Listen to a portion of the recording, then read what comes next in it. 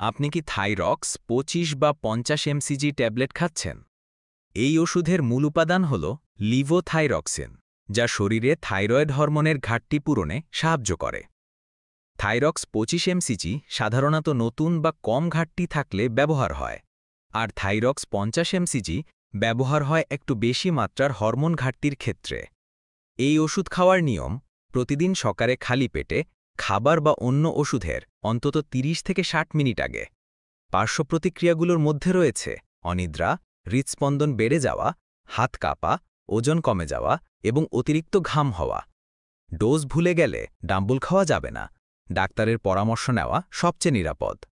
মনে রাখবেন, Thyrox dose নির্ধারণ করে একজন অভিজ্ঞ চিকিৎসক, তাই নিজে থেকে ডোজ পরিবর্তন করবেন না।